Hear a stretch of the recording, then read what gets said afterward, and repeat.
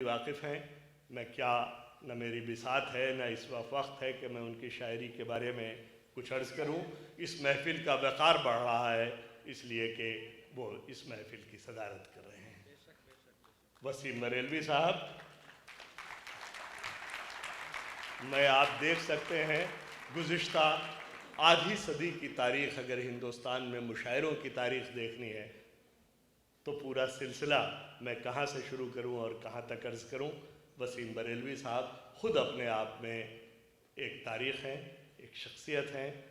مجھے میر کی ایک ربائی یاد آ رہی ہے اس کے کہ ملیے اس شخص سے جو آدم ہوئے، ملیے اس شخص سے جو آدم ہوئے، ناز اس کو کمال پر بہت کم ہوئے، اور ہوئے گویا تو در آئے ایک خلق، اور رہے خاموش تو ایک عالم ہوئے۔ اور میں درخواست کر رہا ہوں، یہ ربائی پوری اترتی ہے جناب وسیم بریلوی صاحب کے اوپر، میں ان سے درخواست کر رہا ہوں کہ تشریف لائیں اور اپنے کمال اور اپنے کلام سے نوازیں، اور آپ سے درخواست کرتا ہوں کہ اس کا خاص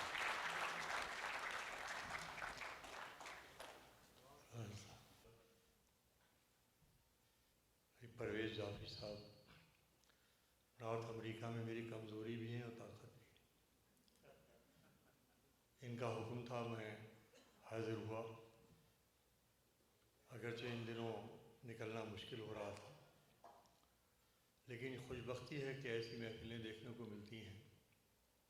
علی گڑھ المنائے کے تحت جو مشاعروں کی سیریز ہوتی ہیں، وہ ان کا اپنا ایک مقام ہے، اپنا ایک درجہ ہے، اور انتظام کے اعتبار سے تو میں دعوے سے کہہ سکتا ہوں کہ ایسا انتظام مجھے کسی بھی انجمن یا دبستان کی دعوت کے اوپر دیکھنے میں نہیں ملا جیسا کہ علی گڑھ المنائے کے مشاعروں کے انتظام میں دیکھنے ملتا ہے۔ یہ بہت بڑی بات ہے کہ آپ ایک ایسے ملک میں زبان و ادب کے حوالے سے یہ محفلیں آراستہ کرتے ہیں، جن کی آراستگی کے ساتھ یہ سمجھیے کہ آپ اپنی تہذیب اور اپنی ثقافت کے سلسلے میں جو آپ کی ذمہ داریاں ہیں انہیں بہت بخوبی پورا کر رہے ہیں۔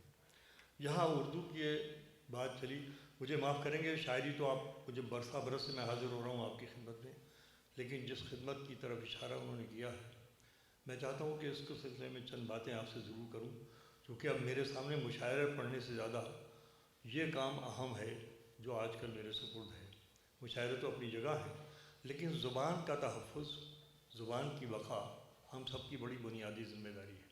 صرف اتنا سا اشارہ کرنا چاہتا ہوں کہ یہاں پر کونسل جنرل صاحب، حریش صاحب نام تھا نا ان کا، وہ تشریف لائے تھے، انہوں نے بڑے درد کے ساتھ ایک بات کہی تھی کہ سر سید کی سوچ کا حوالہ دیا، سر سید کے ویژن کا حوالہ دیا کہ انہوں نے تعلیمی سلسلے میں جو کوششیں کی وہ تو اپنی جگہ تھیں، لیکن تعلیم کو سائنٹیفک بنانے کے لیے جو کوششیں ادھوری رہ گئیں اسے اس نسل کو پورا کرنا ہے۔ میں سمجھتا ہوں جہاں آپ لوگ موجود ہیں اور جس طریقے سے آپ لوگ ان کاموں میں بڑھ چڑھ کر حصہ لے رہے ہیں، اگر ان کاموں کو اور آگے بڑھایا جائے تو ہم ایک بہت بڑا فریضہ انجام دے سکتے ہیں۔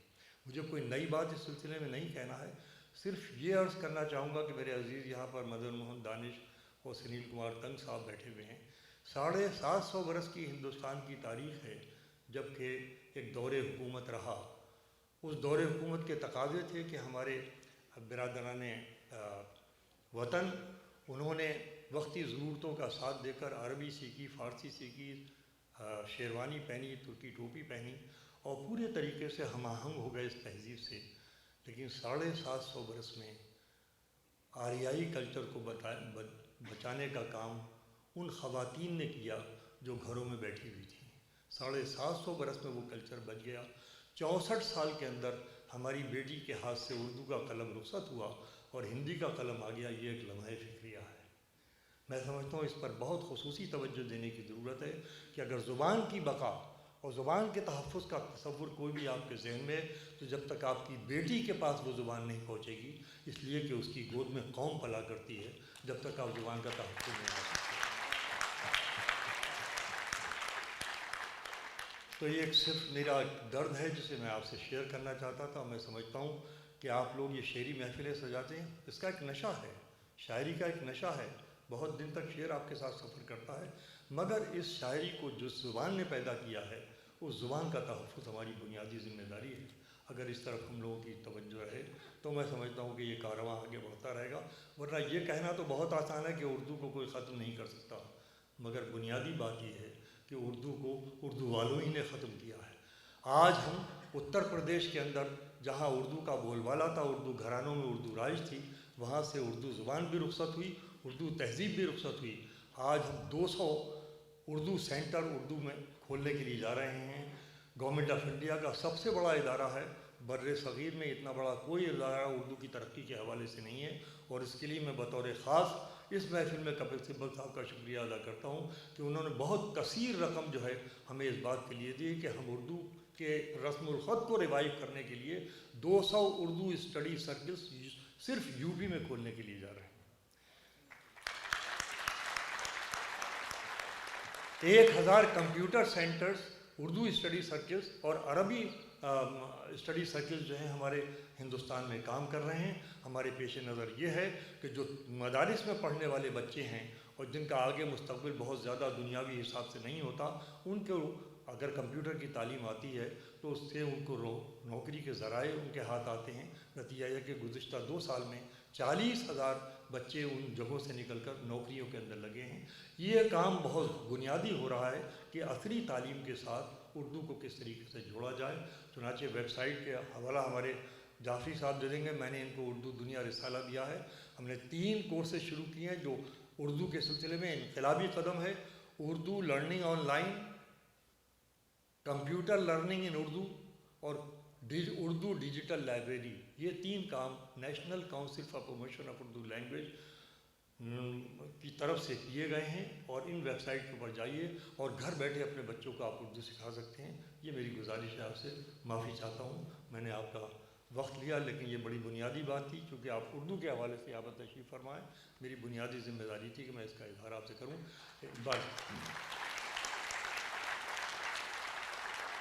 بہت عنایت، بہت نوازش، جس تندہی کے ساتھ، جس ذمہ داری کے ساتھ اور جس انہماک کے ساتھ آپ 9 بجے سے اس مشاعرے میں شریک ہیں، میں آپ کے ذوق سماعت کی بھی داد دیتا ہوں اور آپ کی ہمت کی بھی داد دیتا ہوں، اس لیے کہ امریکہ جیسے مصروف ملک میں اور ٹیکساس جیسے مصروف اسٹیٹ میں اور ہیوسٹن جیسے مصروف شہر میں اتنی دیر شعر و ادب کے لیے بیٹھنے کے لیے کلیجہ چاہیے۔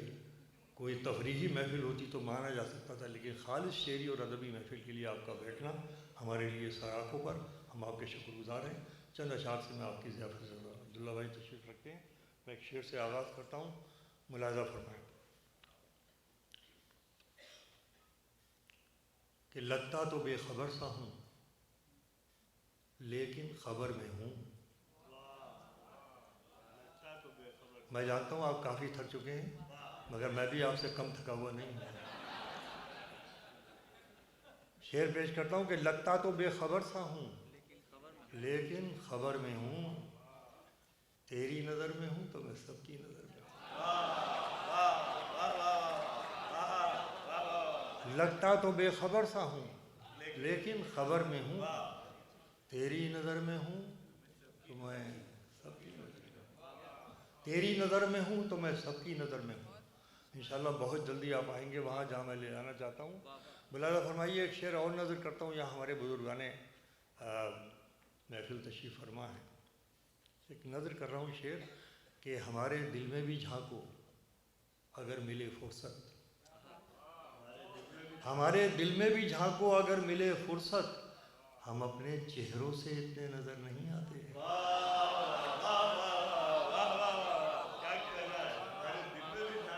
ہمارے دل میں بھی جھانکو اگر ملے فرصت، ہم اپنے چہروں سے اتنے نظر نہیں آتے، ہم اپنے چہروں سے اتنے نظر نہیں آتے۔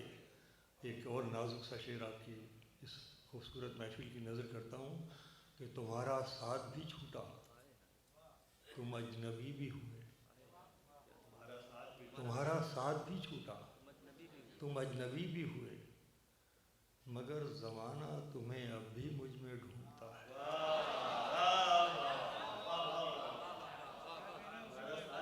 تیرا ساتھ بھی چھوٹا، تم اجنبی بھی ہوئے، مگر زمانہ تمہیں اب بھی مجھ میں ڈھونڈتا ہے۔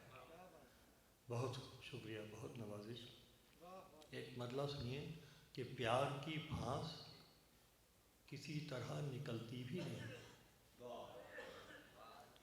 پیار کی پھانس کسی طرح نکلتی بھی نہیں، خط جلا ڈالیے تحریر تو جلتی بھی نہیں۔ پیار کی پھانس کسی طرح نکلتی بھی نہیں، خط جلا ڈالیے تحریر تو جلتی بھی نہیں، تحریر تو جلتی بھی نہیں۔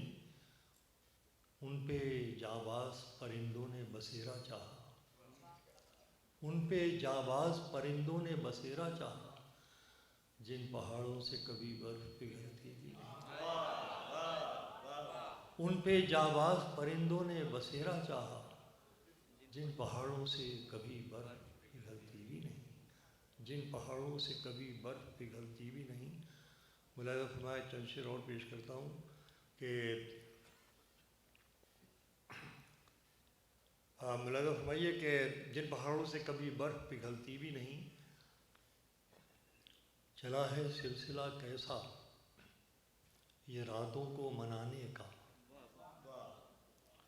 چلا ہے سلسلہ کیسا یہ راتوں کو منانے کا، تمہیں حق دے دیا کس نے دیوں کے دل دکھانے کا۔ چلا ہے سلسلہ کیسا یہ راتوں کو منانے کا، تمہیں حق دے دیا کس نے دیوں کے دل دکھانے کا۔ ارادہ چھوڑیے اپنی حدوں سے دور جانے کا، ارادہ چھوڑیے اپنی حدوں سے دور جانے کا، زمانہ ہے زمانے کی نگاہوں میں نہ آنے کا۔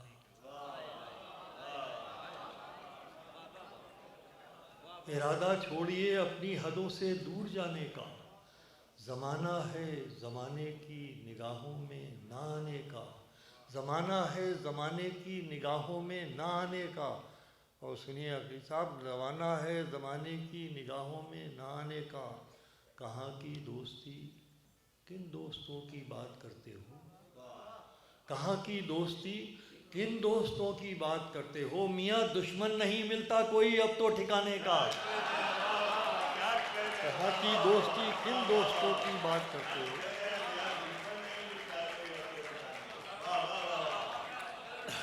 کہاں کی دوستی کن دوستوں کی بات کرتے ہو، میاں دشمن نہیں ملتا کوئی اب تو ٹھکانے کا، میاں دشمن نہیں ملتا کوئی اب تو ٹھکانے کا۔ اور ہندوستان کی تہذیبی تاریخ کا ایک موضوع ہے جس کو غزل بنانے کی کوشش کرتا ہوں۔ جنم جنمانتر کے رشتہ سنا ہوگا آپ نے، ہندوستان کی تہذیب کا ایک حصہ ہے، تاریخ کا حصہ ہے۔ میں غزل بناتا ہوں کہ میاں دشمن نہیں ملتا، ملاحظہ کیجیے گا عبدالواحد شعر، کہ میاں دشمن نہیں ملتا کوئی اب تو ٹھکانے کا، نگاہوں میں کوئی بھی دوسرا چہرہ نہیں آیا، نگاہوں میں کوئی بھی دوسرا چہرہ نہیں آیا، بھروسہ ہی کچھ ایسا تھا تمہارے لوٹ آنے کا۔ نگاہوں میں کوئی بھی دوسرا چہرہ نہیں آیا، نگاہوں میں کوئی بھی دوسرا چہرہ نہیں آیا، بھروسہ ہی کچھ ایسا تھا تمہارے لوٹ آنے کا۔ اب محفل جاگی ہے تو مجھے لگ رہا ہے کہ میں بھی شعر پڑھ رہا ہوں کہ نگاہوں میں کوئی بھی دوسرا چہرہ نہیں آیا، بھروسہ ہی کچھ ایسا تھا تمہارے لوٹ آنے کا، بھروسہ ہی کچھ ایسا تھا۔ اور حضور والا آپ لوگ ایک ہی صف میں بیٹھے ہوئے ہیں تو سنیے یہ شعر، اور پوری 1450 برس سے جو تعلیم دی جا رہی ہے اسے 2 مصروں میں سمیٹنے کی کوشش کرتا ہوں۔ ملاحظہ فرمائیے کہ بھروسہ ہی کچھ ایسا تھا تمہارے لوٹ آنے کا، نگاہوں میں کوئی بھی دوسرا چہرہ نہیں آیا، بھروسہ ہی کچھ ایسا تھا تمہارے لوٹ آنے کا، یہ میں ہی تھا بچا کے خود کو لے آیا کنارے تک۔ نہیں حضرات، جہاں جہاں آپ اب تک بیٹھے ہوئے ہیں تو کچھ تو صلہ ملنا چاہیے۔ ملاحظہ کیجیے کہ یہ میں ہی تھا بچا کے خود کو لے آیا کنارے تک، سمندر نے بہت موقع دیا تھا ڈوب جانے کا، میں ہی تھا بچا کے خود کو لے آیا۔ جبھی یہ میں ہی تھا بچا کے خود کو لے آیا کنارے تک، یہ میں ہی تھا بچا کے خود کو لے آیا کنارے تک، سمندر نے بہت موقع دیا تھا ڈوب جانے کا، سمندر نے بہت موقع دیا تھا ڈوب جانے کا۔ بہت شکریہ، بڑی نوازش آپ نے۔ اب آئیے اور کچھ شعر سن لیجئے کہ خفا تو کیا، خفا سا ہو گیا ہے۔ کیا غزل والے ہیں، خدا کی قسم کیا سنتے ہیں۔ اب مصرع پہنچے تو پھر آپ کی طرف سے معلوم ہو کہ خفا تو کیا، خفا سا ہو گیا ہے۔ خفا تو کیا، خفا سا ہو گیا ہے، تعلق کتنا گہرا ہو۔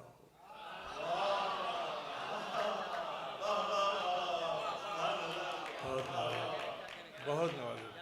خفا تو کیا، خفا تو کیا، خفا سا ہو گیا ہے۔ بہت نوازش، بہت نوازش۔ خدا کی قسم آپ لوگوں کو ہندوستان لے جایا جائے، سمجھے ہم تو ترستے ہیں اور وہاں شعر سننے والے نہیں ملتے۔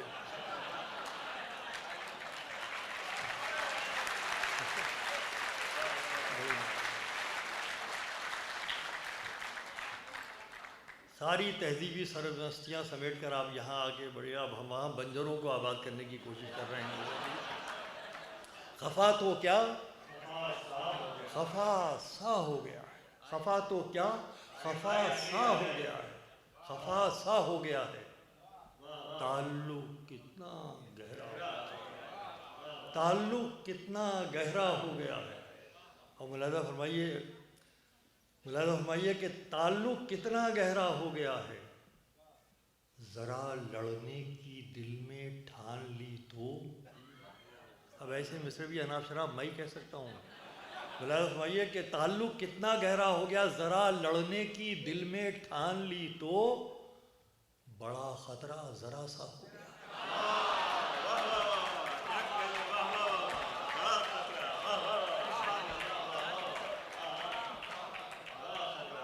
ذرا لڑنے کی دل میں ٹھان لی تو، ذرا لڑنے کی دل میں ٹھان لی تو، بڑا خطرہ ذرا سا ہو گیا، بڑا خطرہ ذرا سا ہو گیا ہے، بڑا خطرہ۔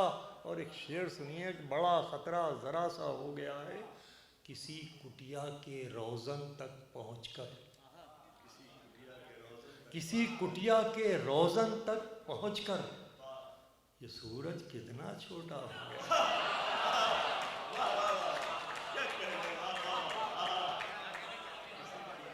کسی کٹیا کے روزن تک پہنچ کر، یہ سورج کتنا چھوٹا ہو گیا ہے، یہ سورج کتنا چھوٹا ہو گیا ہے، کسی کٹیا کے روزن تک پہنچ کر، یہ سورج کتنا چھوٹا ہو گیا ہے۔ عالمی منڈیوں میں بر صغیر کے ذہن بک رہے ہیں، دماغ بک رہے ہیں، بوڑھے ماں باپ وہاں ہیں، بچے یہاں ہیں۔ اس درد کو اس سے زیادہ آسان زبان میں بیان نہیں کر سکتا، پیش کرتا ہوں۔ یہ سورج کتنا چھوٹا ہو گیا، کسی کٹیا کے روزن تک پہنچ کر، یہ سورج کتنا چھوٹا ہو گیا، دیے اپنے لیے روشن کیے تھے۔ سنیں، اس درد میں شرکت کریں کہ دیے اپنے لیے روشن کیے تھے، اجالا دوسروں کا ہو گیا ہے۔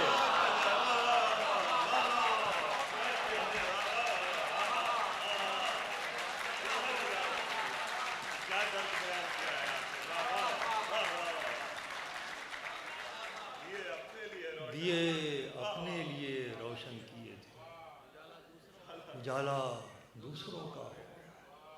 دیے اپنے لیے روشن کیے تھے، اجالا دوسروں کا ہو گیا ہے، اجالا دوسروں کا ہو گیا ہے۔ یہ شعر میرا پسندیدہ ہے، خدا کرے کہ آپ تک پہنچا، مگر ہے عجیب شعر کہ ملاحظہ فرمائیے کہ دیے اپنے لیے روشن کیے تھے، اجالا دوسروں کا ہو گیا ہے، ذرا اپنائیت سے اس نے دیکھا۔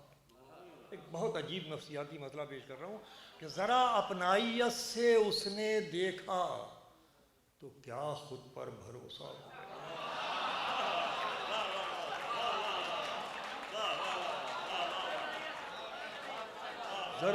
ذرا اپنائی